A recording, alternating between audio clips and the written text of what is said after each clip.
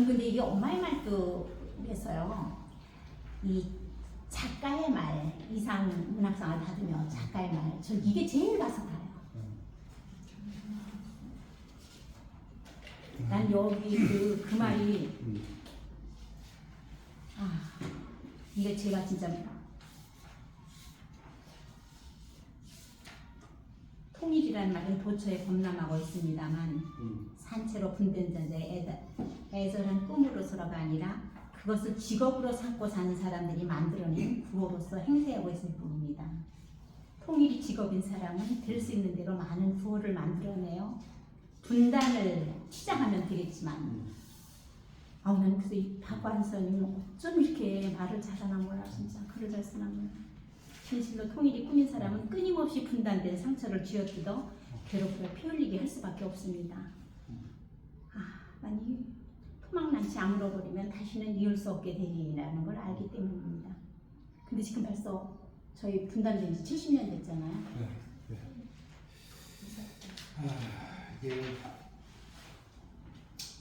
이게 분단이 어쨌든 박원순 선생님 문학의 그 출발은 이제 분단이잖아요. 전쟁이 그 전쟁을 이제 이 엄마의 말뚝에서 보면 그러니까 이제 제가 그래서 그 트라우마라는 용어를 썼는데 뭐 제가 이제 논문 주제가 그 전원문학의 트라우마 양상 연구라고 했잖아요. 그래서 이 작품 엄마의 말뚝 2도 이제 제가 이제 논문 속에서 실었던 작품인데,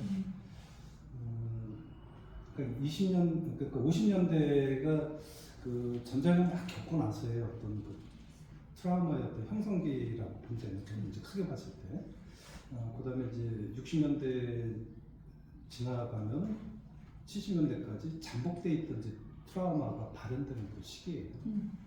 그러다가 이제 70년대 후반 80년대 가면 이제 트라우마의 치유에 대한 이제 모습들이 좀 드러나기 시작하거든요. 그 중에 한 작품이 이제 치유 모습으로 이 작품을 가지고 왔었어요. 가지고 왔는데,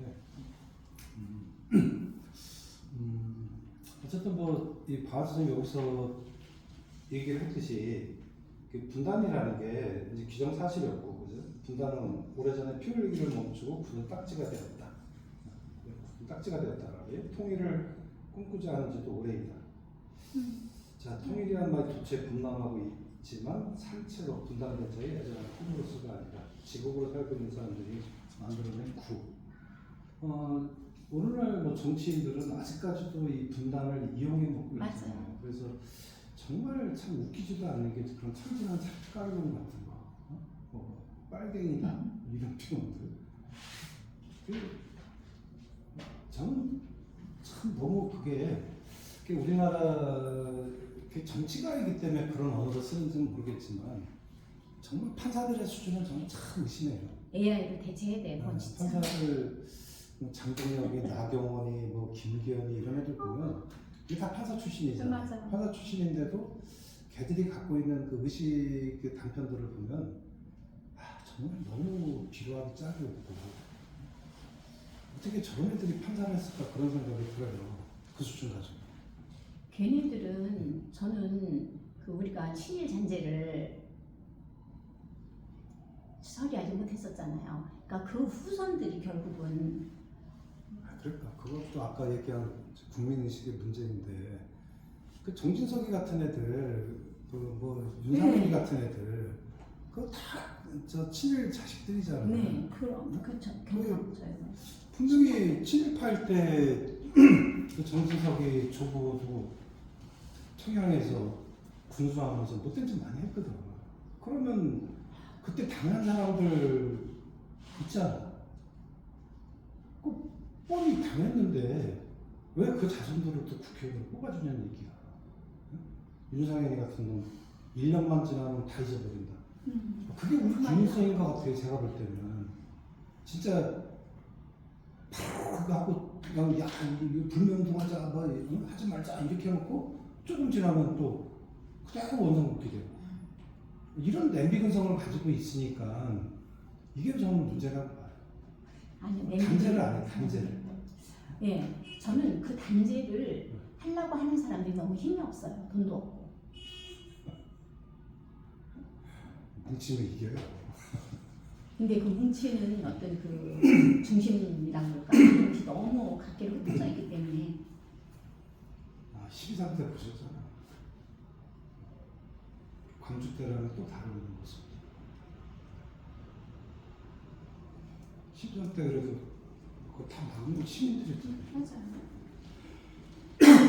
그러니까 우리 같은 소주민들이 강한 사람들이랑 싸워서 이길 방법은 연대하는 것만 없어요. 맞아요. 연습도 그렇죠.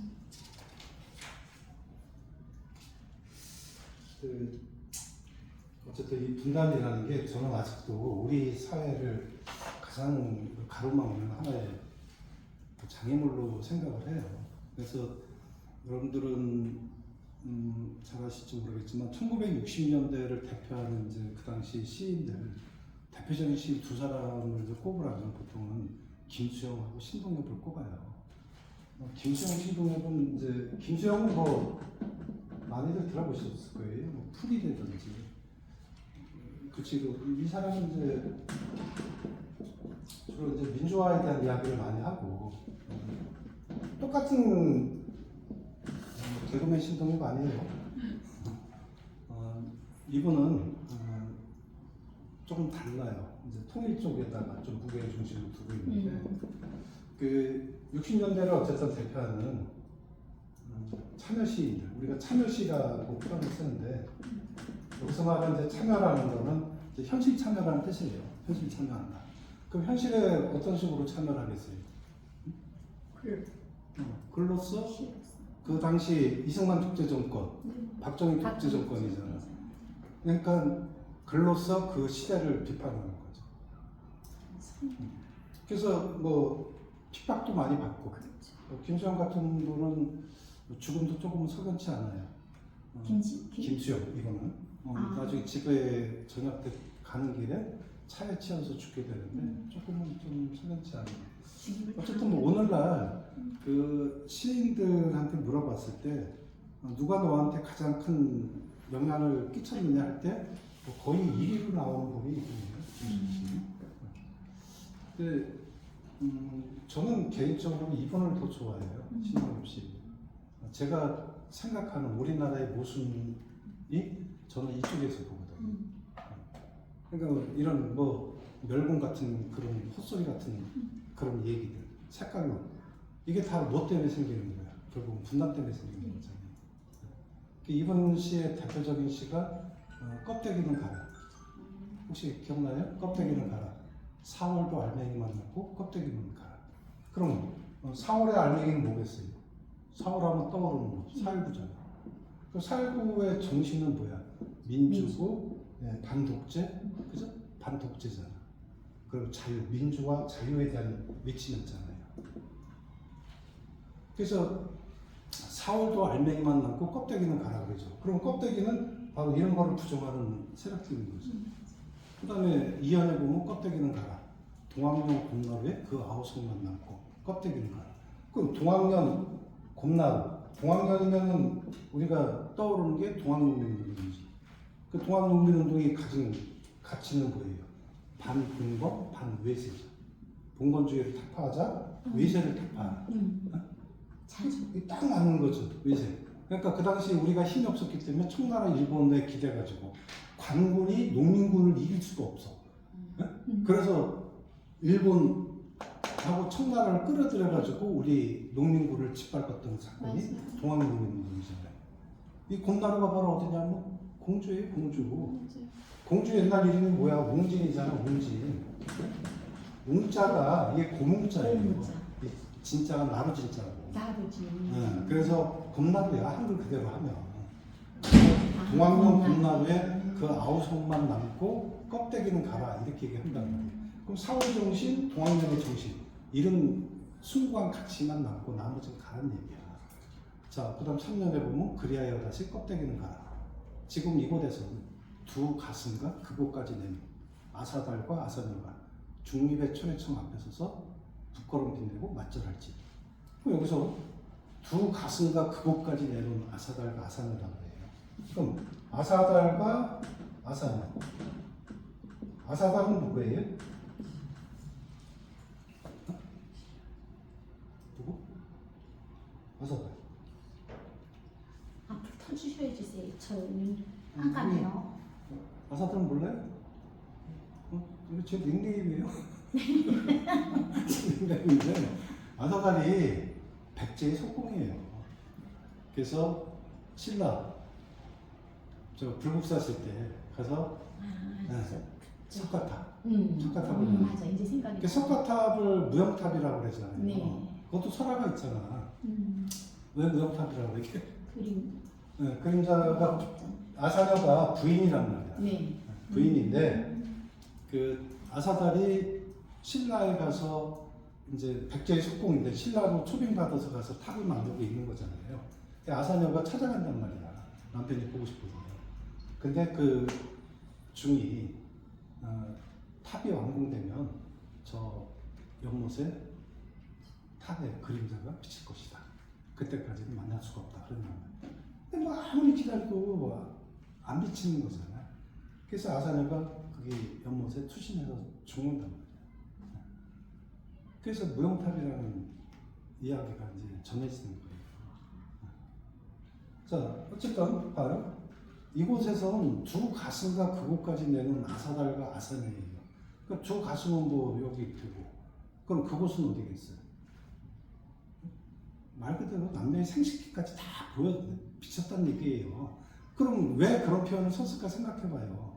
두 가슴과 그곳까지 내는 아사달과 아사녀. 그럼 뭐야? 완전히 벌거벗은 모습으로 만나는 거잖아요.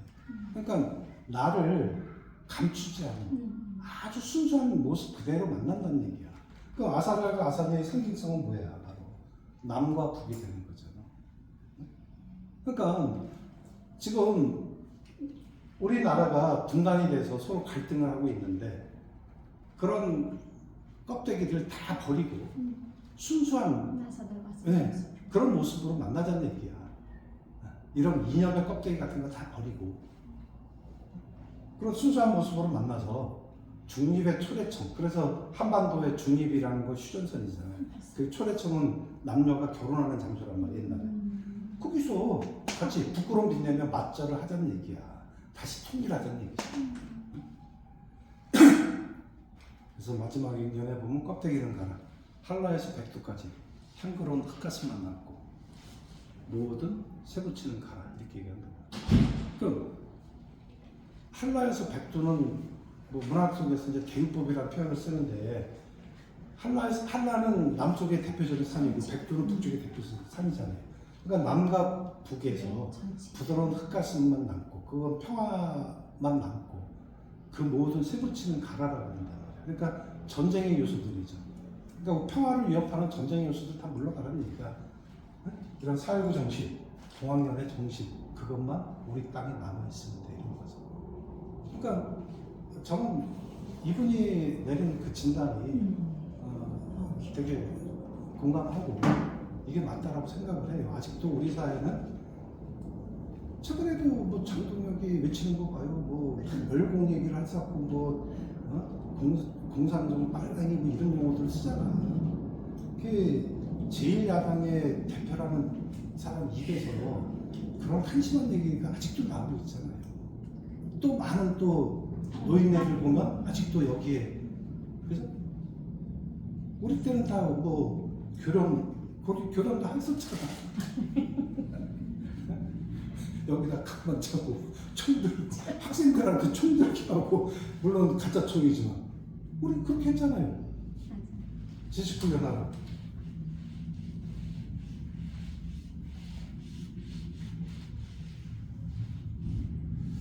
그러니까 박완수 선생님이 보기에도 지금 이런 말을 왜 했을까?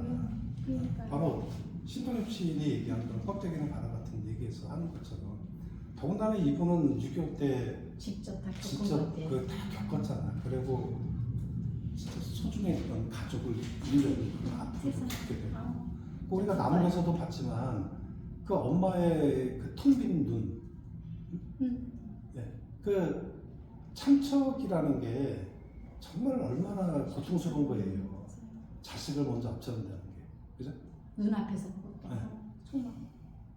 이게 그런 고통을 겪게 되는 것도 결국은 분단이었었던 거고, 그 엄마가 왜 굳이 자식을 매장을 안 하고, 며느리가 제발 이 자식들을 위해서 매장을 하자고 했는데도 그 매장을 뿌리치고 굳이, 그죠? 강화도까지 가서 뼈를 뿌렸는가.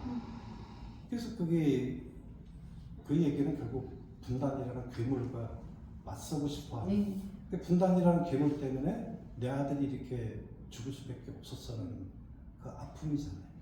그래서 그거를 어쨌든 극복하기 위한 하나의 방법으로서 그런 모습을 보이는 거잖아요.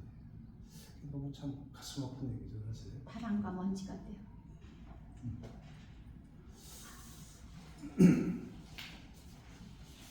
지금은 통일이라는 주제 같은 걸로 시를 쓰는 분이 있을까요? 저는 저 선생님 한번 쓰세요.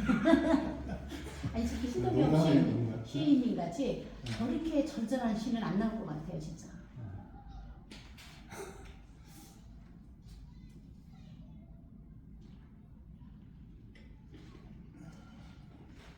진짜 국가의 폭력 앞에 개인의 삶들이 얼마나 처참하게 무너지는지 그걸 우리가 알아야지 돼, 진짜.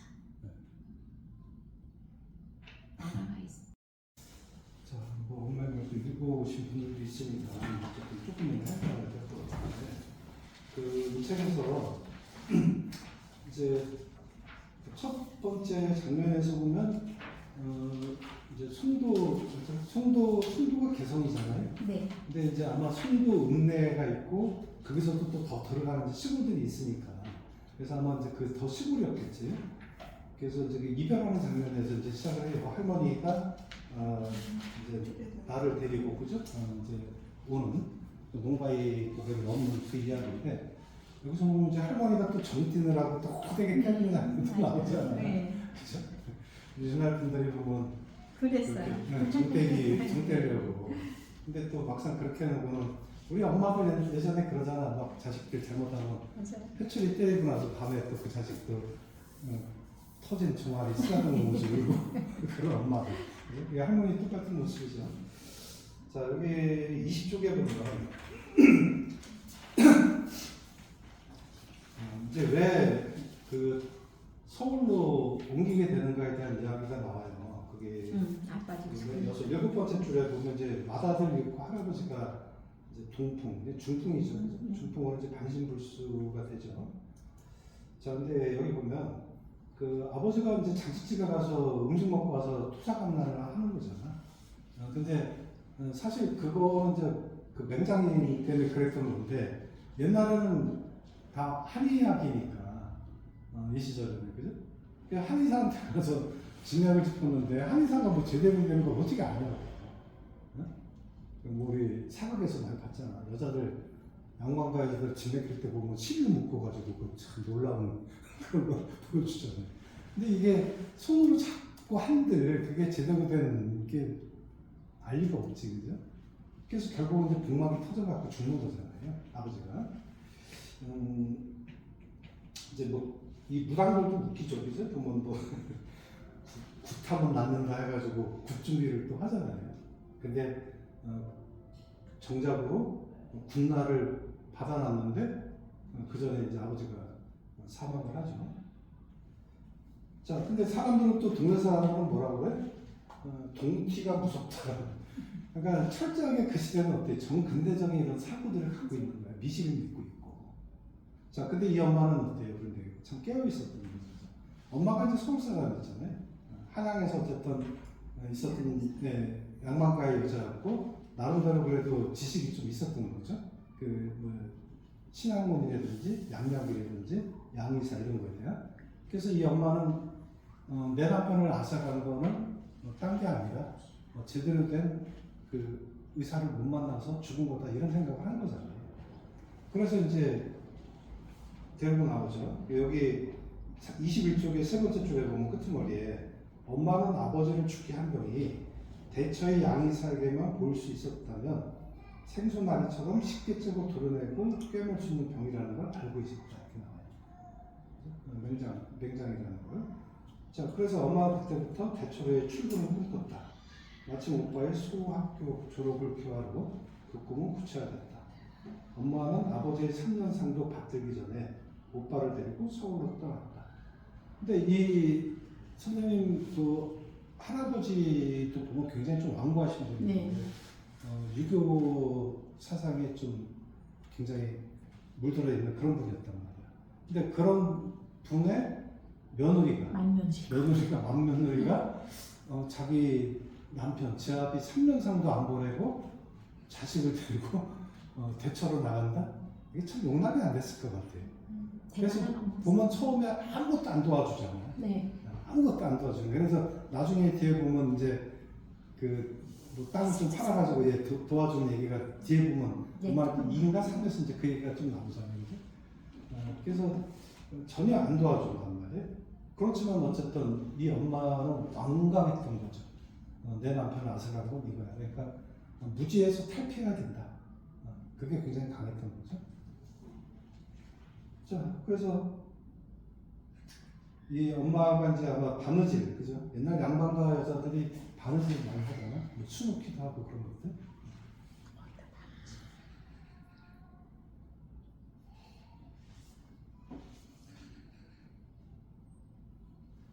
자, 그리고 뭐 어쨌든 나중에는 이제 타협 본 게 뭐야? 그래도 그래, 내 어쨌든 순자 대처 나가서 성공하면.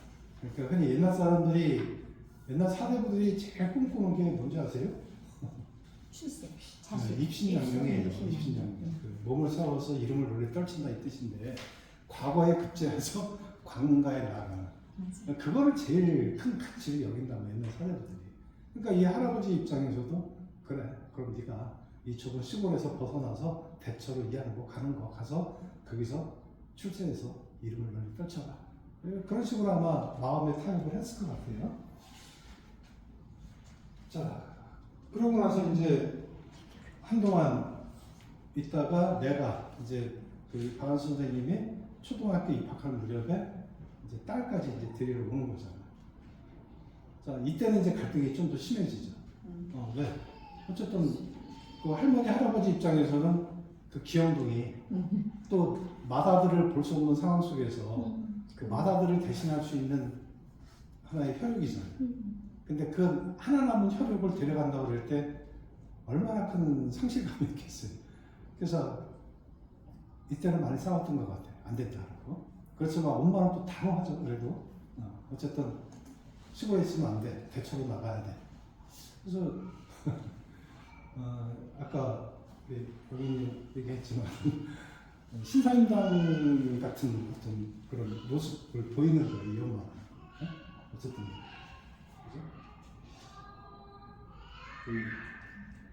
그 23쪽에 보면 되게 이런 표현도 나오잖아요. 그 중간 밑에 보면 학교를 기집애를 이렇게 무슨 반문하잖아.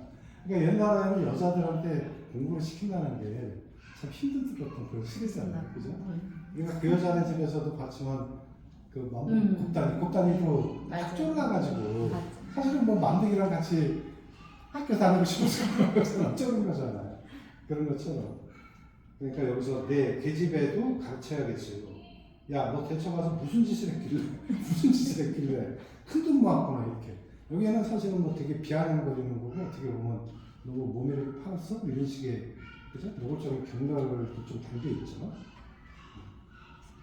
이제 기집애까지 무슨 그죠? 학교를 보냈느냐 이렇게 따지죠.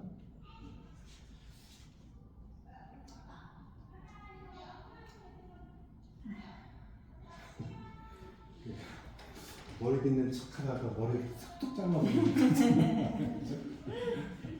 그 당시 여자들한테 왜 우리가 옛날에 그 유구시대 때 신체 발부는 수지 부모니 불가해서니 효지 씨하라 이 너무 유명한 얘기예요. 그죠? 털끝 하나 그렇죠. 우리 몸과 머리카락과 피부 이런 건 다 부모한테 물려받은 거야. 그러니까 함부로 훼손하지 않는 게 효도의 시작이다 이런 얘기거든. 그러니까 뭐 아무도 머리를 자르지 않겠어요. 글쎄요.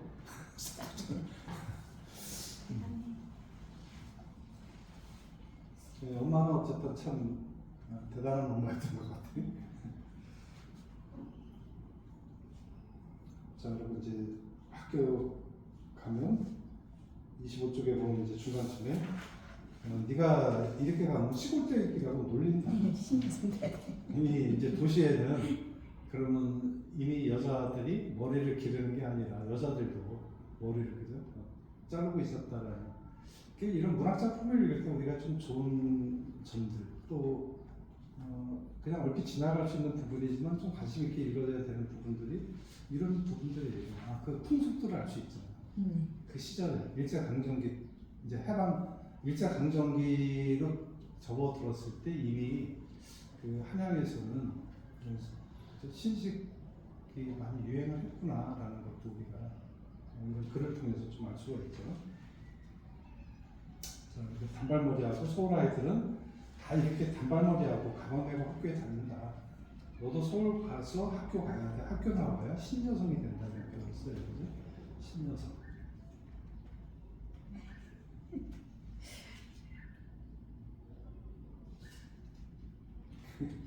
이런 것도 우리 할머니가 왜 안지를 앓는 그 얘기도 나와요. 그래서 그 거머리를 잡아와가지고 눈에 붙여서 옛날에는 거머리를 많이 치했어요. 실제로 그 종기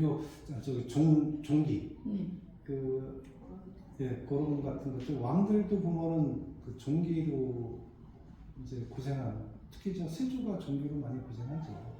그래서 그 야사에 보면은 왜 단종의 엄마 정준하는 그분이 이제 꿈속에서 나타나서 왜 세조한테 침을 뱉었다 이런 얘기를 해요.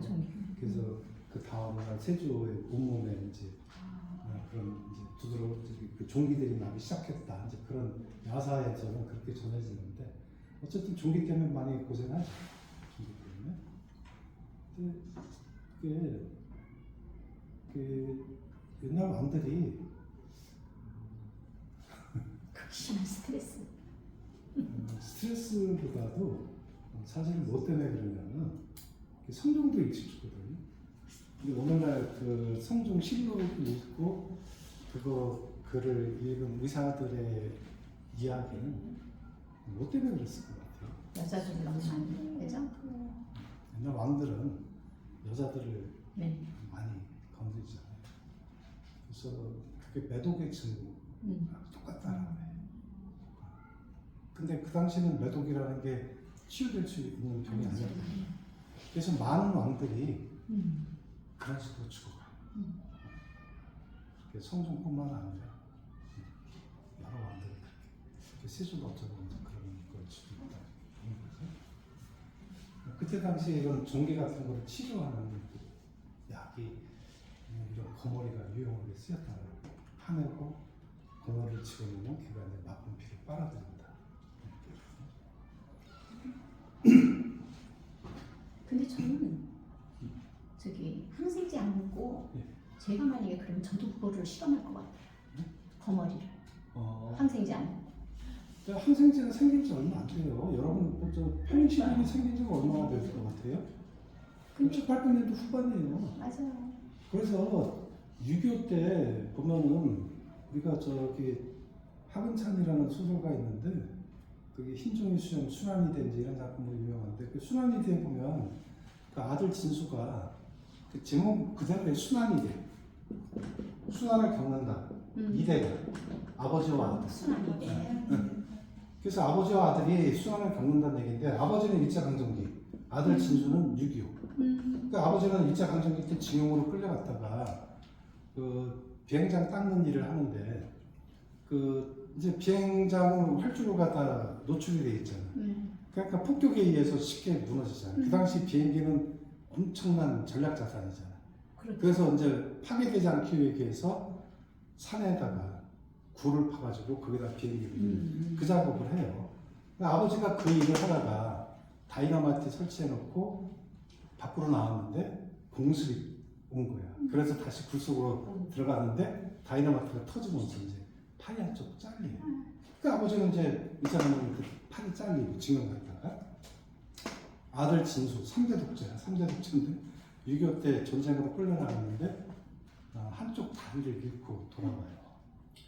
그래서 아버지가 묻죠. 너 어떻게 다 그렇게 됐냐? 그러니까 수류탄 쪼가리에 맞아 심도 이렇게 얘기해요. 한참 이분이 이제 경상도 분이라 그 경상도 사투리로 나오는데 네 어째다 그리 되는 거 그러니까 수류탄 쪼가리 맞아 심도 이렇게 수류탄 쪼가리 맞아 심도 그 수류탄 쪼가리가 쇠잖아요. 결국은 쇳덩어리인데 이게 다리에 맞았어. 그러면 오늘날 같으면 어때 그거? 그거 제거하고 그냥 포비돈 같은 약물만 발라도 괜찮아 써달라고.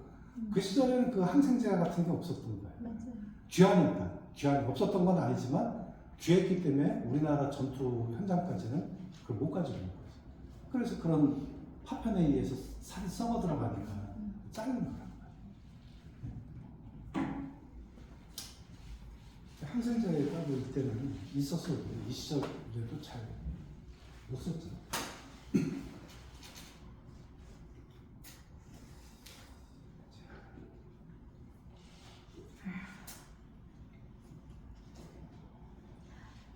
그렇게 저기 하고도 이렇게 인구가 많이 부른 게 참.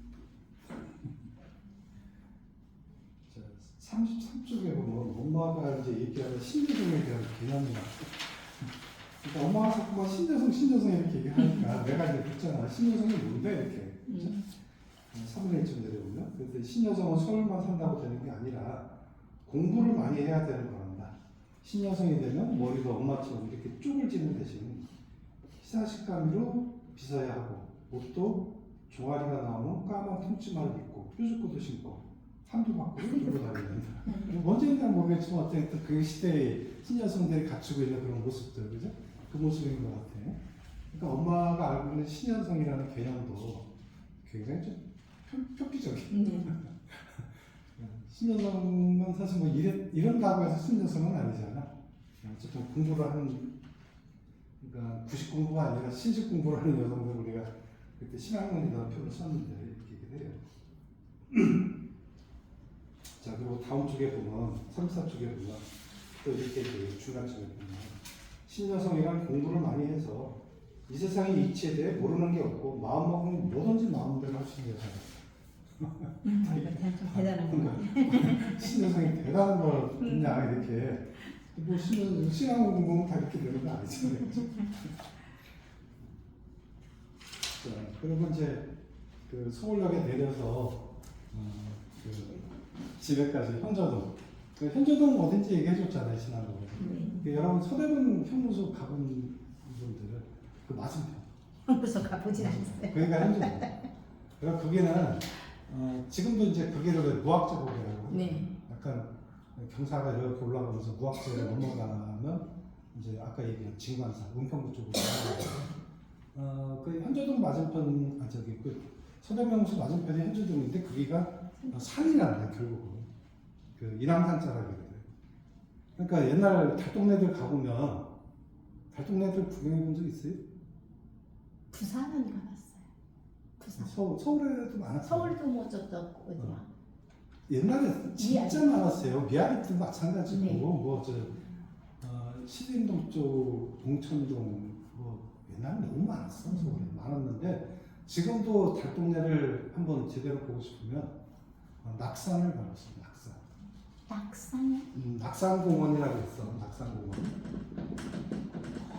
여기 정말 볼만해요. 여기 그 대먼 호스트인가? 네. 예, 그 케이팝 때문에 외국인들도 많이 와요. 네. 요즘은 많이 오는데 그 이 밤에 가면 특히 좀 아름다워요. 동대문 성곽길이야. 네. 동대문에서 이렇게 쭉 연결되는 성곽길인데 여기는 산 약간 산, 뭐 높은 산은 아니지만 어쨌든 산이야.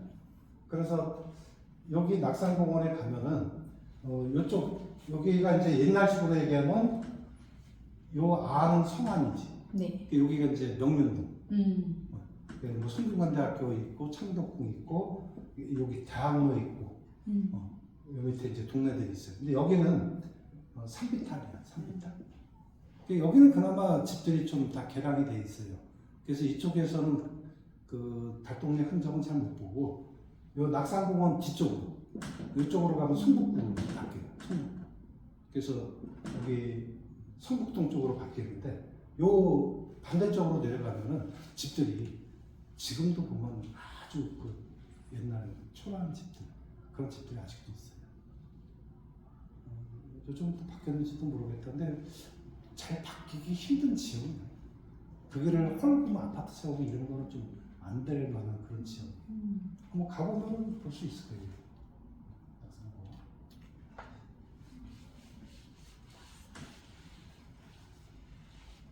근데 현저동도 뭐 만만치 않죠. 현저동도. 그러니까 그 일하는 그래서 그 집들이 옛날 저는 지금 이제 어렸을 때 기억이 좀 나는데 보면 그 달동네들 가보면 진짜 길이 요래요. 그래서 두 사람도 제대로 못 가는. 이쪽에서 이고 이쪽에서 오면은 서로 담벼락에 이렇게 붙어야 돼. 그러다 이렇게 지나가는. 실제로 그런 조공들도 있어요. 그래서 야, 천엽속이라는 표현 쓰잖아. 천엽. 그죠? 내장 또 소내장인가요? 뭐 내장이 보면 꾸불꾸불 막 이렇게 우들투 이런 천엽이라는 표현을 쓴단 말이에요. 그래서 그런 달동네가 이제 현저동이었죠. 그리고 거기서도 이 엄마가 사는 집은 또 꼭대기. 그래서 지게꾼이 와서 막 땡깡부리잖아. 막걸리 값 받아주고. 이 엄마는 또 어떻게 해서든지 또 깎으려고 잘 안 주려고 또 그런 모습 보이는 거죠.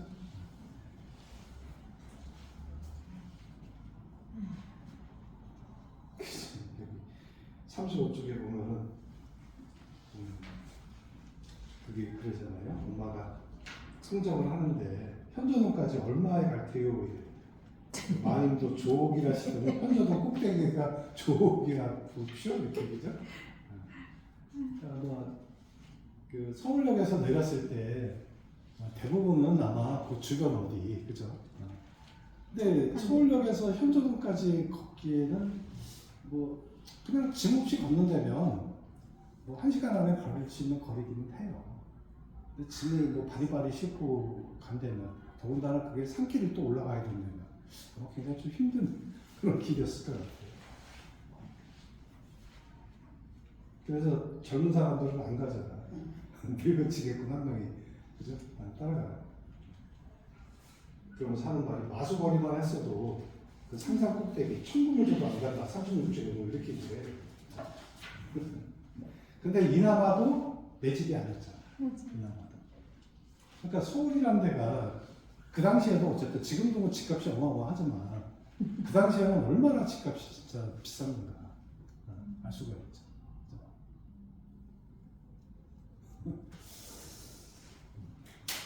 이런 데랑은 뭐 비교가 안 되잖아. 서울 집값이. 제가 며칠 전에 이제 옛날 독서 모임 하던 초대를 회장하고 총무였던 분이 이제 같이 얼굴 보자고 해서 며칠 전에 이제 만났어요. 만났는데 그 중에 한 분이 이제 지금 서울로 가 있는데 그 얘기를 하더라고. 자기가 이제 서울 가서 그때 전세를 살았대. 근데 그때 자기 전세값이 2억 8천이었대. 그리고 그 집이 8억이었고. 그래서 그 집을 살까 말까 하다가 샀어요. 안 샀대. 지금 28억이래. 그렇죠. 28억.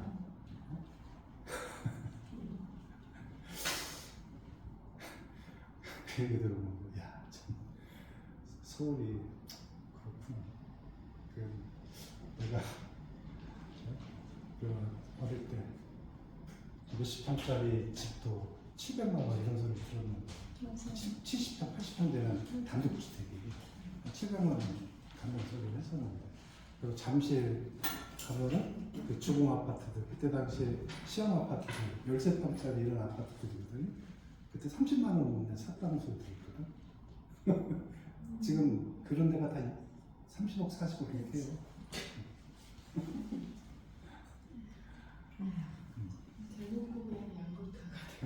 그죠. 너무 저는 이런 것도 너무 이해도 안 가고, 뭐 금덩이 바르는 것도 아닌데, 그죠? 뭐 반포 같은데 뭐 그런데 청담동 같은데 가면 7, 80억 하는 집들도 준비하잖아. 이해가 안 가죠.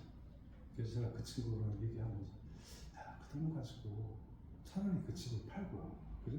이런 데 세종 오면은 공기도 좋고 얼마나 좀 좋아. 어려울 때는 집 하나 사고 나머지 돈 가지고 뭐 은행 넣고 투자하고 하면 그냥 평생 놀고 먹을 텐데 왜 그렇게 아둥바둥 거기서 살아? 그런 얘기를 했어요. 근데 참 세월이 무섭긴 해요. 그 당시 벌써 한 20여 년 지났으니까 그 당시 참 너무 이렇게 맑게 생기고 소녀 같고 그랬거든. 근데 이제 오랜만에 몇 년 만에 봤으니까 이제 좀 늙어가고 있구나 이런 게 이제 보였는데 웃으면서 그래. 선생님 저도 이제 60이에요. 아 그래서 그 말 듣는 순간 아 나는 내 나이만 먹는 줄 알았다. 지금 내 나이만 생각하고 그저 그 사람들 늙어가는 거 생각 못하고 또 한 사람은 65세였거든. 그러니까 선생님 저 65세예요. 같이 늙었대요. 그러니까 맞아요. 아 그래서 아 우리 벌써 총각 선생님들 같은 경우는 그래서 아 벌써 그렇게 됐어요? 생각해보니 그러네. 그러면서 그 말이 또 더 웃겼어. 자기 친척들 중에 자기가 자기 남편이 막내이기 때문에 시누이들이 다 자기보다 5살 정도는 위라는 거야. 그러니까 무슨 일이 있으면 다 누구야 이것 좀 해, 누구야 이것 좀 해, 다 이제 이거 예약하고 뭐 시키고 이거 다 해드라는 거야. 그러니까 어느 날 화가 나고 그래서 언니 나도 벌써 한갑 넘었어. 그러니까 전부 다 네가 벌써 그렇게 됐냐? 그러면서 아 미안하다. 젊은 놈이 해야 되는데. 그 말도 한참 웃었어요. 맞아요. 사람이 모든 걸 다 자기 중심으로 생각을 맞아요. 하니까. 세월이 이렇게 많이 흘렀어요. 표현이 너무 좋더라고요. 네? 60갑자기 돌아가는 한옥 그래서 문태준 씨의 얘기대로라면 60갑자도 한옥 베풀고 하는 거죠. 맞아요. 박지원 책 볼 때 그 단어를 처음 봤거든요. 어떤 거? 60갑자를 좋아하는 거. 60갑자? 이제 환갑 지났다는 소리인데. 그 얘기는 뭐 하잖아요. 60갑자. 그런 말을 할 리가 없다고 생각했는데. 삼천갑자 동방사 이러면서 그 얘기 하죠.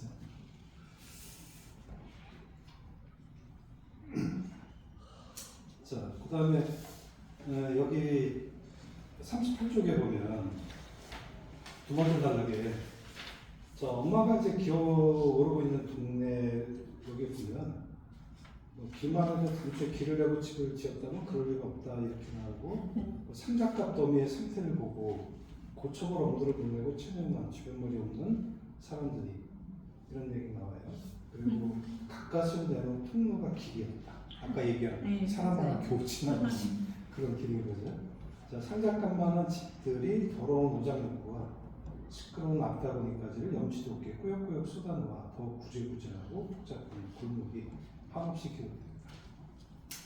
이게 참 희한하죠. 이게 그 오래전에 이제 얼마 전에 그 TV에서 했었는데 그 김민기라는 분 아세요? 김민기 가수이기도 했었고 김민기. 예, 민주화운동에 어떻게 보면 학생운동에서는 대부 같은 존재입니다. 이제 그분이 야학을 이제 우리 그때는 야학이 많았어요. 맞아요. 공장 못 배우고 공장 가는 친구들이 많았으니까. 그래서 그분이 이제 서울 신림동 뒤쪽에 보면 난곡이라는 데가 있어요. 정말 그게 달동네 중에 달동네. 서울에서 제일 열악한 그런 데였는데 거기서 이제 야학을 열어가지고 뜻있는 또 후배들이 가서 같이 거기서 이제 가르쳐주고 그런 게 있어요. 그래서 그 길을 가는데 이 아이들이 나와 있는데 한겨울인데도 양말도 깃발에다가 그냥 신막 고무신 같은 걸치고 나와 있어요. 제가 이제 그게 조금 놀란 것 중에 하나는 걔들의 일상적인 언어예요. 일상적인 언어인데 거의 다 욕이에요. 언어가 그냥 욕이에요. 그러니까 지금 이 기절이 좀 딱 이해가 가는 게 이런 동네일수록 시끄러운 악다구니까지를 염치도 없이 꾸역꾸역 냈었는데 이런 표현 나오잖아요. 그러니까 우리가 이제 보통 그 사람을 볼 때, 어떤 사람을 볼 때 그 사람이 어떤 품격이 있고 없고를 뭘 가지고 판단하는 거예요? 언어와 그 사람의 행동과 있잖아요. 그러니까 언어에 구사하는 게 다른 것 같아요, 확실히. 그래서 이 좀 저소득층들이 모여 있는 데로 갈수록 이게 그분들을 비하하는 게 아니라 언어가 거칠어요. 굉장히 거칠고 싸움도 자주. 여기 편진관 선생님의 운수 좋은 날도 보면 그 김천지가 인력거꾼이란 말이야, 주인공 김천지가. 그 인력거꾼이라는 게 오늘날의 관점으로 보면 뭐야? 운전수? 택시 운전하는 거예요. 그 택시 운전도 결국은 좀 사회에 약간 하층민이 있어요. 그러니까 언어가 굉장히 거칠단 말이에요. 그러니까 아내한테 뭐 된장 맞으려, 젠장 맞으려, 몰아치려는 거. 네, 그 항상 욕으로 이렇게 도배돼 있고. 여보 제발 오늘 좀 나가지 말아요. 아내는 이제 죽음을 예감하고 있단 말이에요. 그래서 오늘은 제발 나가지 말아요. 앞도 젠장 맞으려. 맞붙들고 앉았으면 돈이 나는데 이런 식으로 말을 해요. 물론 김천지는 죽음을 예감을 하는 거예요. 그렇기 때문에 말은 그렇게 거칠게 하지만 사실은 김천지 아내를 사랑하는 마음은 되게 크거든. 그래서 계속 돈을 못 벌다가 그날따라 운수가 좋아서 돈을 벌잖아. 맨 처음에 김천지 집이 지금으로 얘기하면 성북구 쪽이에요. 그러니까 회암은 밖에, 동소문 밖이라고 표현이 나와. 그래서 회화동 쪽에 살고 있었는데 성밖이지 옛날 같으면. 그러니까 성밖은 주로 그 하층민들이 살잖아요. 그래서 전착길까지 마님을 태워주고 30전을 넣어. 그 옛날 그냥 흔히 이렇게 사례문이 있고 4개의 또 작은 문들이 있잖아요. 동서문, 회화동이요. 그럼 여기에서 전착길, 여기 동대문 제일 가까운데 여기까지 태워주고 30점 넣어요. 그리고 여기서 한 신사를 태우고 동방학교라고 나와요. 근데 지금 생각해보면 그 학교는 실제로 있었던 학교 같지 않고 아마 고려대 학교이지 않을까 싶어요. 그래서 거기까지 고려대까지 안암동까지 태워주고 신사를 50전을 가. 그리고 그 신사를 태우고 서울역까지 오거든. 서울역은 여기 있어요. 남대 순회문구 바로 옆쪽으로. 그럼 여기서 이런 식의 경로를 그려서 여기까지 오는데 1억 50전을 가.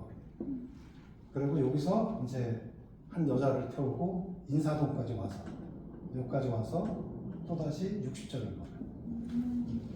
자, 이날 총 번 돈이에요, 김첨지가. 그래서 2원 90전. 2원 90전이라는 돈을 벌어요. 근데 이전에는 며칠을 공쳐, 며칠. 이게 1924년 작품이에요. 1920년대 사회상의 장면을 우리가 김첨지의 삶을 통해서 볼 수 있는 건데, 이 당시에 이미 이 일석거꾼, 또 1925년 작품 중에 화수분이라고 있어요. 화수분. 네. 전영택 선생님이 쓴 화수분 작품인데 그 작품 속에서는 주인공 화수분이 지객꾼으로 등장을 해요. 여기 있잖아. 근데 그 화수분도 새벽같이 일을 나가서 밤늦게 들어오는데 하루 2끼를 못 먹는다 이런 표현이 나와요. 그러니까 이 당시에 이 인력거꾼은 지금으로 얘기하면 택시고 지객꾼은 지금으로 얘기하면 용달이잖아. 그러니까 이런 사람은 이제 같은 직업군인데 어쨌든 먹고 사는 문제가 너무 심각했던 그 시절에 된 얘기야. 근데 이렇게 2억 50점이 생겼으니까 얼마나 뿌듯하겠어요. 그러니까 처음에 30전 생겼을 때부터 이미 김첨지는 눈물이 나는 것 같은 그런 너무 좋아서. 그리고 아내가 이미 죽어가고 있거든. 아내가 근데 왜 죽어가는지 알아요? 일단은 못 먹어서야. 못 먹어서인데 김첨지가 돈을 빌려가지고 나무땅도 사고 좁쌀 한 대를 사가지고 그래요. 그 옛날 서민들은 쌀밥을 못 먹어. 좁쌀을 가지고 밥을 먹어. 좁쌀은 알잖아요, 그죠? 요즘은 걔가 쌀보다 비싸죠. 네, 건강식을 다. 그죠? 근데 옛날에는 서민들이 좁쌀, 콩 이런 걸로 먹었거든요. 그래서 좁쌀을 사갔는데 그 표현이 현진경 선생님 그 묘사하는 거 보면 아주 기가 막혀요. 근데 어떻게 묘사를 하냐면 그렇게 이제 나무 한 단과 좁쌀을 사갔더니 이 오라진 년이 네, 불이 채 익지도 않았는데 그러니까 다 장작이잖아. 그러니까 장작을 제대로 활을 불이 붙은 다음에 밥을 놔야 되는데 배가 고프니까 마음이 급하니까 불이 제대로 익지 않았는데 거기다가 밥을 얹었어. 그 밥이 어떻게 됐겠어요? 선이 익었잖아. 그죠? 근데 선이 익었는데 그걸 숟가락은 그만두고 두 볼이 미어 터지도록 손으로 쑤셔 넣는 거야. 그러니 우리가 체할 때 조건들이 여러 가지 있잖아요. 급하게 먹는 거. 급하게 먹는 거, 추울 때 찬 데서 먹는 거, 약간 상한 음식 먹었을 때 여러 가지 이제 있는데 체했지 제대로. 선 익은 거 먹었지, 급하게 먹었지, 많이 먹었지 여러 가지 조건이 체할 수밖에 없는 거잖아. 근데 그냥 체하는 거랑 급체 달라요. 급체해 본 적 있나? 급차에 하면 죽어요. 그러니까 거의 죽을 지경이죠. 나는 내가 해본 적은 없는데 내 동생이 급체해서 응급실에 실려간 적이 있어요. 네, 급체하면 죽어요. 손못 빨리 안 쓰면 진짜. 아이씨 그가 맨 뭐 남중 남고 이런 남자만 있는 학교를 다니다 대학교를 딱 가서 이제 치마 입은 애들 다 같이 쏘가니까 진짜 그래요. 뭔가 막 엔돌핀이 막 솟아났는지 체육대회를 하고 나서 음식점 가서 이제 밥을 먹는데 막 볶음밥 꽃배기를 참 여자들이 뭐 잘 먹는다 막 이러니까 또 우쭐해갖고 또 짜장 꽃배기 하나 더 시켜서 또 막 먹고 이래가지고 수업하다 말고 갑자기 이거 쓰러져갖고 음식이 실려가는 거예요. 근데 제가 병원에 가서 연락받고 병원 가서 너무 놀란 거예요. 옆에서 보니까 죽는 것 같더라고요. 죽어요. 그렇지. 눈동자는 왜? 네, 돌아가지 몸은 막 경련을 일으키고 있지. 그런데 진짜 죽는 것 같더라고요. 기혈이 막히는 겁니다. 그래서 급체가 무섭다는 건 알아요. 네.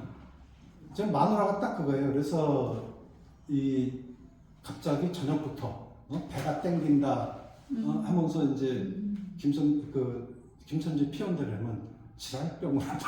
질환병을 한다. 그래서 눈을 이제 까디주고 질환병을 한다는 표현을 써요. 급체한 거지.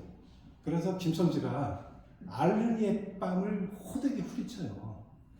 근데 이걸 또 이제 잘못 읽는 애들은 뭐 이렇게 폭력적이지 이렇게 생각을 하는데 그거 아니죠 사실은. 정신을 잃어가고 있는 거잖아.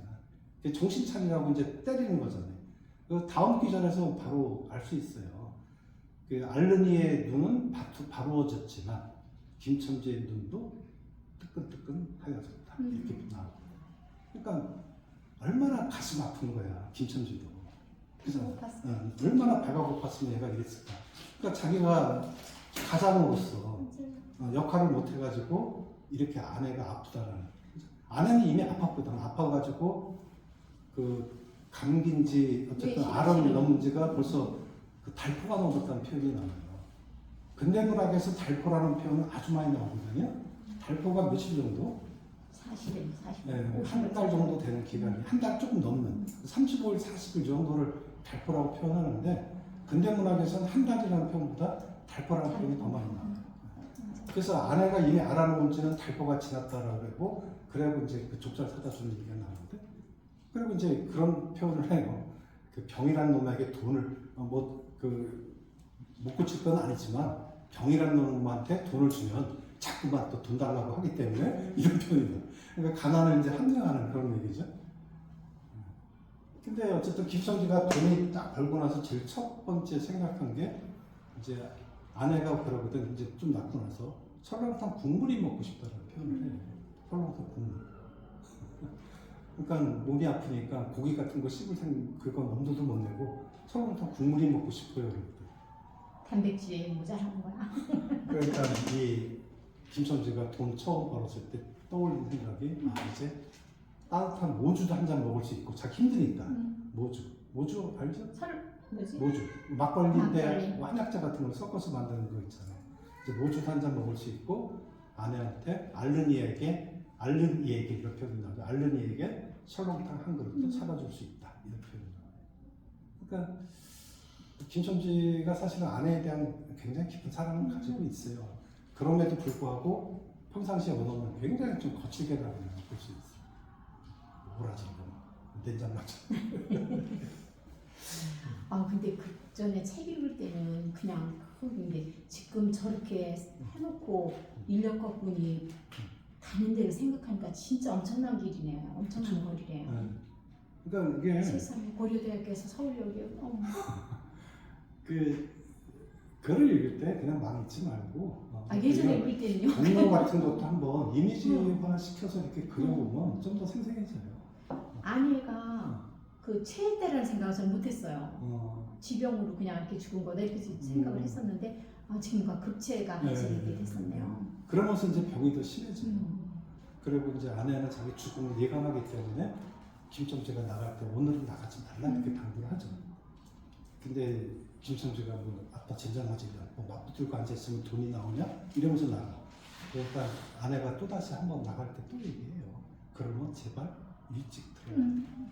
죽음을 이미 알고 있는 거야. 사람이 죽을 때가 되면 좀 안다고 그랬잖아요. 김첨지는 근데 나갔는데 너무 오늘 운수가 좋잖아요. 쉬지 않고. 근데 그 심리를 잘 묘사해요. 여러분들 이런 거 작품 읽을 때 잘 이해하셔야 돼. 자, 김첨지가 학생을 태우고 서울역까지 가는데 집이 가까이 다들으니까 발걸음이 느려져요. 왜? 아내 생각. 아내 생각. 그리고 학생이 이제 얘기해.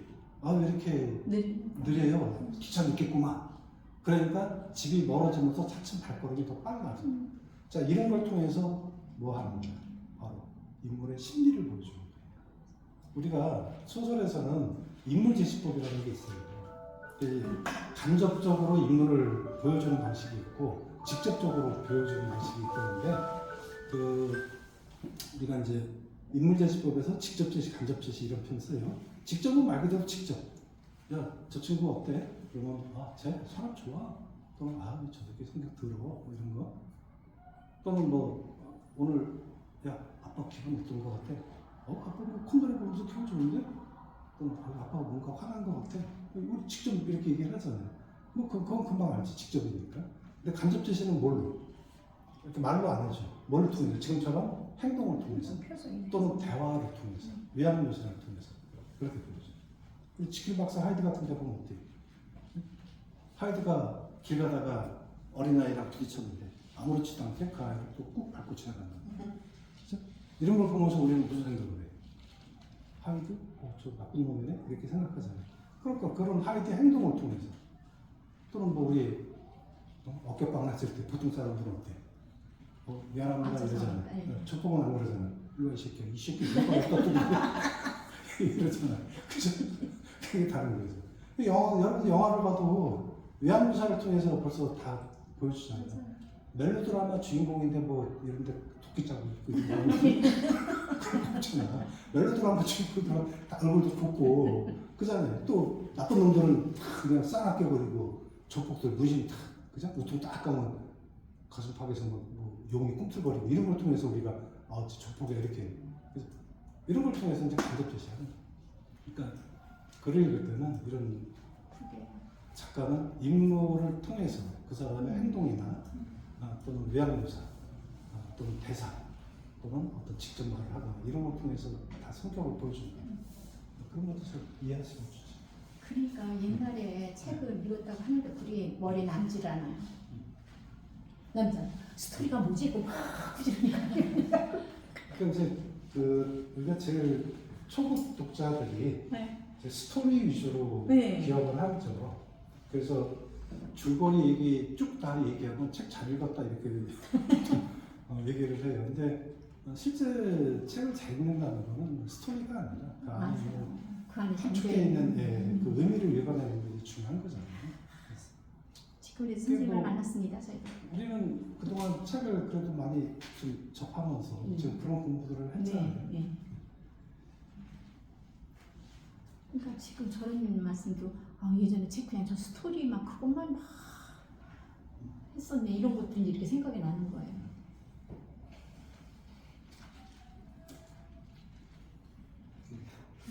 옛날에 그러니까 제가 문학 강의할 때 그때는 뭐 젊은 때 얘기도 했지만 매주 하면서 그거를 7년을 했어요. 매주. 그러니 얼마나 많은 책을 했겠어요.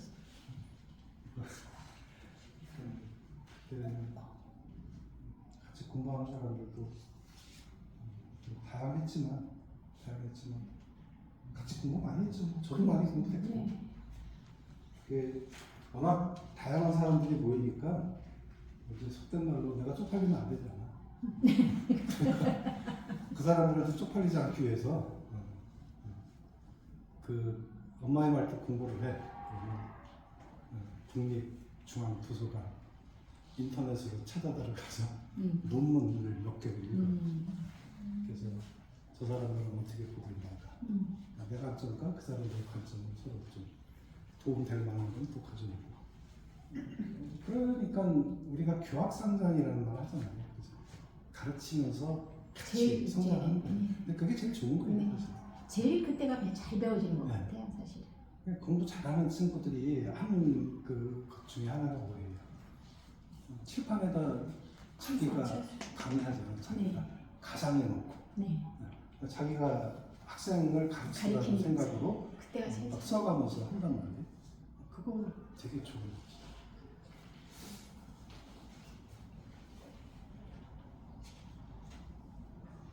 안다고 하는 걸 정확하게 표현할 수 있는 게 진짜 그게 잘 안 되잖아요. 설붓이 알아갖고.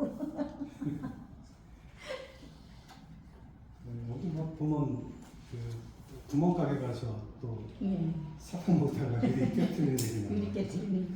그래서 그때 오빠가 왜 올라가서 때리는 장면이 나오잖아요. 이 오빠가 참 정말 멋진 사람이었던 것 같아요. 따뜻하면서도 현명하고. 그러니 그런 아들을 엄마 같은 잃었으니. 이해 보면 그 오빠가 왜 엄마 팔 부러졌을 때, 손 부러졌을 때, 그 상도 구하러 가는 그 이야기 보면 참 정말 그런 아들을 잃었으니 그러게요. 얼마나 세상을 다 엄마가 잃었어요. 가슴이 아팠을까 그 생각이 나요. 근데 다관 선생님도 아들을 잃으셨어요. 그죠? 그래서 아유 참 어떻게 참 얄궂어요. 운명도 어떻게 그렇게 집안이 내력은 아닐 텐데 그렇게. 자, 뭐 어쨌든 오빠한테 종합이 맞고 나서 나는 이제 그거를 멈추게 되잖아요, 그죠? 그래서 뭐 가끔은 우리가 이렇게 따끔한 벌도 필요하죠. 추경요법이 필요해요. 그러니까 요즘 학교에서 벌어지는 일들 보면 참 너무 그건 못하잖아요. 그래서 민원인들 그러니까 엄마들 참 문제 많아요. 네, 문제 많아요. 제가 무서운 얘기를 들은 게 시골에 학교로 각 학교로 하청 같은 거 애들 이 원예 그걸 이렇게 공급하는 거기에서 일하시는 분인데 키를 똑같이 해서 보낸대요. 키 작고 큰 거 그 학부모들이 난리가 나갖고 그래서 어머 이게 보통 일이 진짜 아니네. 엄마들이 그래요 지금 젊은 엄마들? 내 사실 보시면 내 젊은 얼마 아니래. 그래서 너무 놀랐어요 진짜. 그 지가 며칠 전에 들은 얘기야 내가. 전주에서 있는 얘기는 뉴스에 크게 나왔잖아요, 그죠? 그 담임이 1년에 6번이 바뀌어요. 민원을 계속 집어넣어서 잊지도 않은 말 또 거짓말까지 민원을 만들어서. 전수가 아니라 각본이 방곡동도 같아요. 아 그래요? 방곡동 방곡초도 선생님 묘사도 바뀌고. 몇 학년이? 저학년. 아니 6명이나 바뀌었다고? 그게 다 이게 꼬리를 부는 게 또 선생님들도 버티질 않는데요. 버텨봐야 나만 있으니까 딱 뭐가 딱 생기면 그냥 딱 그만하거든. 휴직되면 그러니까 선생님들이 모든 걸 다 선생님 책임으로 얘기했잖아요. 선생님도 못해. 난 그러면. 깜짝 놀란 게 뭐 우리 이제 작은 애도 선생이잖아. 근데 학교에서 뭐 걔네 학교는 아니지만 다른 학교에서 실제 있었던 이야기인데 그 뭐 교통사고가 난 거잖아요. 근데 그걸 선생이 제대로 안 돌봤다고 선생한테 2억 5천인가 법원에서도 선생한테 책임을 전하라고 지금 내린 거 아니에요. 근데 그 선생이 어떻게 그 많은 아이들을 다 지키냐고. 말도 안 되는 거지. 그런 판결을 내리는 판사는 또 뭐고. 그러니까. 그잖아요. 그렇게 되면 어느 선생이 애들 데리고 현장체험 가고 싶어요? 안 가고 싶지. 없어요. 그러니까. 사막스에 지금. 나 같아도 안 갈 것 같아. 그렇게 되면. 선생님들이 다 이제 안 하지. 그러니까 우리 때처럼 뭐 선생이 진짜 뭐 차고 있던 시계 끊어놓고 뭐 빵따고 때리고 우리 때는 진짜 그랬잖아. 선생들이 맞아. 많이 맞으잖아. 올라와 새끼야 이거 빵 따고 때리다가 개벌레 막. 뭐 지가 뭐 더 열받으면 차고 있던 시계까지 풀어놓고 막 그렇게 때렸잖아 우리는. 빠지면 큰가. 근데 집에 가서도 또 하소연도 못해. 응. 너 이 새끼들 도대체 학교에서 무슨 짓을 했길래 이렇게 맞았냐고 또 혼나서 집에 가면. 그러니까 집에 가서도 아무 말도 못하고 그냥 물론 나쁜 선생도 있었어. 나쁜 선생도 있었지만 지금은 뭐 그죠. 그게 선생님들도 나름대로 또 권위가 좀 있어야지. 있어야죠. 예, 그 선생님들이 아무것도 하면 안 된다? 그 애들이 왕이잖아, 애들. 그러니까 애들이 지금 애들 기회가 더 어려운 시대인 것 같아요. 자기만 알게 돼요. 그렇게 키우면 자식들이 결국은 애들이 자기만 알게 되지. 뭐만 하면 선생님 뭐 학폭으로 뭐 하면 뭐하러 신고할래요. 애들이 어린 애들도 그런 얘기를 한대잖아. 예, 그냥 해요. 학폭으로 신고할게요. 네. 뭐 이런 식으로 사진 찍고. 겁나가지고 뭐 어디 지도가 제대로 되겠네. 선생님도 사람인데 특히 선생님들은 감정 노동자들 아닌가? 그죠? 감정 노동자들. 선생님들 대가 점점 더 힘들어. 사회가 왜 자꾸만 이렇게. 근데 미국은 안 그러잖아요. 미국은 어떻게 해요? 내 새끼 그런 식으로 안 높이면 어떻게 될 것 같아요? 그냥 다 경찰 끌려가요. 그리고 그런 거 잘못하면 퇴학당해요. 그러니까 좀 그런 거는 우리도 좀 본받았으면 좋겠어요. 다른 건 다 잘 본거든요. 그 뉴스 엊그저께인가? 그 왜 자동차 앞 바꿔 훔쳐가지고 타가다가 들이받았잖아요. 근데 그 다음날 그 3명 중에 한 놈이 또 지하바 차고 천안에서 아산까지 갔잖아. 60km로 갔다. 그러니까 천안에서 아산까지. 60km 당진까지 갔다 그러나? 하여튼 60km 당진 정도 갔다. 천안에서. 아니 그 초등학교 애가. 네. 근데 문제는 뭐냐면 촉법소년이라고 풀어준 거야 바로. 근데 그 다음날 또 생긴 거야 그 일이. 그렇지. 그러니까 애들이 뭐야? 우리 제조. 나는 붙들려가도 괜찮아. 이런 게 아이들도 벌써 있는 거잖아요. 그러니까 또 하는 거죠. 지가 죽을 생각은 왜 못하는 거야? 네? 지가 죽을 수도 있다는 생각을 왜 못하는 거야? 지금적으로 자연이 다 죽잖아요. 참 이런 거 보면 참 우리 사회가 좀 약간 비정상이구나라는 생각을 해요. 아이들이 스트레스도 많아요. 스트레스도 많겠지. 네. 너무 웃기는 거. 우리 애 숙제 좀 제발 조금 내줘요. 학원 숙제 너무 많아. 그러면 학교 왜 보내? 그냥 학원만 보내면 되지.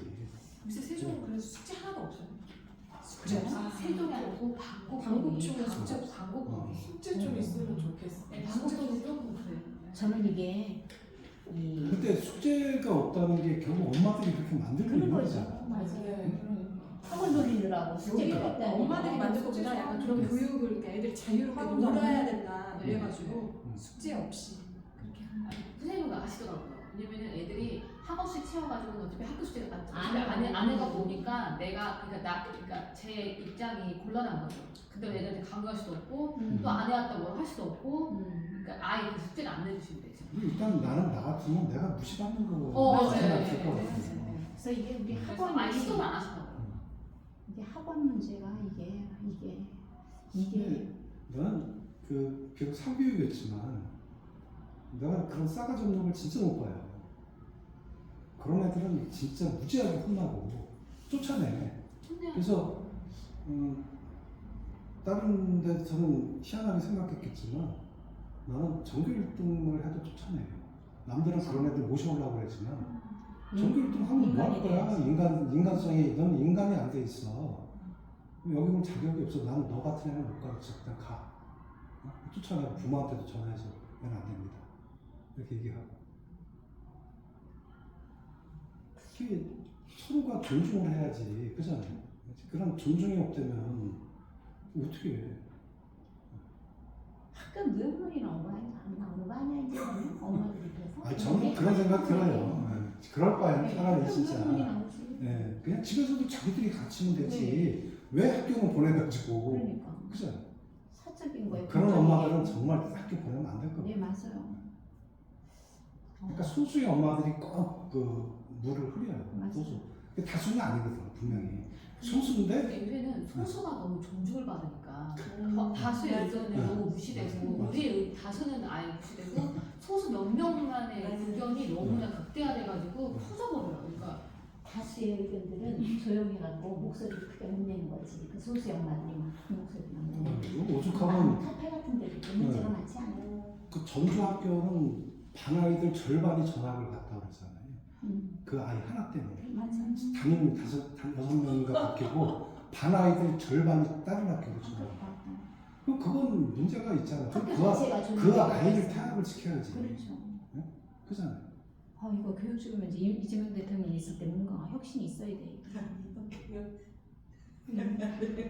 근데 저 그것도 그래요. 그 아이가 다시 전학 가면은 또 그 학교에 또 또 반은 또 그렇게 되는 거지. 예. 그러니까 그런 아이는 답이 없어요. 예. 그냥 집에서 키워야 되는 거야. 근데 부모님은 끝까지 그런 것도 모르니까 아니 그거는 사회가 그러니까 그렇게 네가 제재가 한다면 사회가 그거는 막아야 되는 거지. 막아줘야 되고. 그러니까 지금 뭐 일베놀이 같은 거 이런 거 뭐 가짜뉴스 퍼뜨리고 이런 것도 단호하게 제재를 했어 봐. 만약에 그렇게 한다면 얘를 갖다가 감옥에 가둬가지고 오랫동안 격리를 시켰다고 해봐. 그러면 누가 그런 식으로 감히 얘기를 하겠다는 얘기야. 근데 뭐 손방망이 쳐버리잖아. 해봐야 뭐 얼마 살지도 않고. 표창장은 3년씩 때려도 그잖아요. 김건희 같은 애들은 1년 8개월밖에 안 나오잖아. 표창장이 그렇게 대단해? 근데 그 초등학생을 가지고 지금 촉법소년을 원해 해가지고 이 아이는 어차피 처벌도 안 받을 것이고 그러니까 근다고 해서 이 아이는 두려운 게 없는 거예요. 교황선생님한테도 치를 뱉더라고요. 그러니까 그러면서 이 아이를 통제할 사람은 아무도 없는 거예요. 경찰조차도 할 수가 없는 거예요. 왜냐면 나는 촉법소년이거든. 아무도 날 건들 수가 없거든. 그러니까 그 아이는 아무도 누가 통제할 수가 없는 아이. 부모도 안 돼, 선생님도 안 돼. 아무도 안 진짜 돼. 사회 악이네. 그런 애는 어떡하지? 그러니까 이런 아이를 어떻게 구제를 해야 되는 건지 이거. 그 옛날 선생님들은 해요. 나도 할 수 있을 것 같아. 그냥 몇 개만 넣으면. 그렇죠. 선생님들한테 책임 묻지 않고 사람만 만들어내자고. 근데 요즘 선생님은 책임 만들어낼 거. 그런 노력을 내가 왜 굳이 자기 부모도 안 하는데 선생님은 내가 안 왜 하지. 얘한테 지금 열번 선생님은 손을 다해서 그렇게 할 생각을 안 한다는 거예요. 아니 근데 할 생각을 안 한다기보다도 했다가는 큰일 큰일 나요. 나지. 우리가 근데 요즘 선생님들은 그냥 3월 초에 되면은 딱 반에 들어가 보고 이상한 애 몇 명 있으면 전문 선생님들이 휴직을 딱 내버리고 그렇게 하는 거예요. 그러면 이제 나이 든 선생님이 휴직 냈던 사람들이 야 너 다시 올 수 없냐? 그래? 이렇게 그러니까 망설이지 않고 참지 않는데요. 참아봐야 이게 어떻게 전개될지 뻔히 아니까 3월 달에 간 조금 보고 딱 휴직 내버려. 그러니까 좀 극과 극인 것 같아. 그럼 이게 계속되면 그러니까 악순환 없는 사도 선생님이 없어. 애들은 점점 더 거칠어질 거고. 지금 선생님 질도 떨어지리라고 하긴 그렇지만 입시 경쟁이 엄청 낮아지고 있잖아요. 교대가 맞아. 교대. 그 서해초 사건 이후로 많이 낮아졌잖아요. 네. 그 우리 갈 때만 해도 엄청 교대 한 80년대생들 갈 때는 뭐 거의 연고대 수준이다 뭐 그렇게 했었는데 요즘 공부 좀 못해도 간다고. 맞아요, 요즘. 요새 교대 같으면 왜? 왜 교대를 이렇게 되는 거잖아요. 군대하고 또 육사 이런 데들이 또 맞아 많이 예전부터.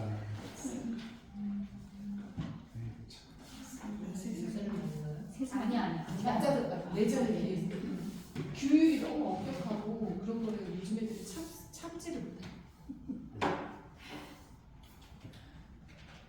아이들 문제 심각해요. 어려운 시대 살고 있어요 다들. 네.